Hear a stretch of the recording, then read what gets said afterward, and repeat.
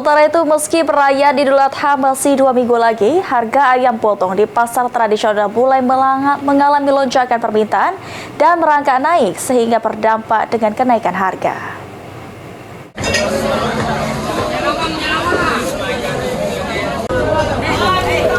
Menjelang Idul Adha 2025, geliat aktivitas di sejumlah pasar tradisional Kota Palembang mulai terasa. Warga berburu kebutuhan pokok termasuk ayam potong yang kini mulai mengalami lonjakan permintaan dan harga.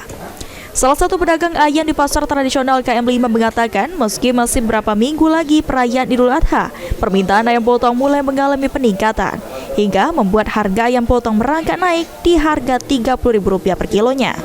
Ditambahkan Tri, kenaikan harga akan terjadi sepekan jelang Idul Adha hingga mencapai Rp34.000 hingga Rp35.000 per kilonya. Sekarang ini buyar, harganya kadang-kadang ramai, kadang-kadang sepi. Sehari bisa berapa yuk? Berapa kilo kita menjual ayam? Kalau misalnya lagi sepi, kadang 100 kilo. Sementara itu, salah satu pembeli Herlita mengatakan meski harga ayam potong saat ini masih stabil di harga Rp30.000 per kilo, berharap agar harga ayam potong mengalami penurunan. Lagi tinggi lah. Lagi tinggi, lebaran Bu? Iya. Tapi kita masih beli ya Bu? Masih lah ini.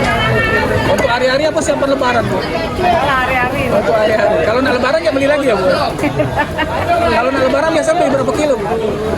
Ya banyak lah, lebih dari 2 kilo. Lebih dari 2 kilo.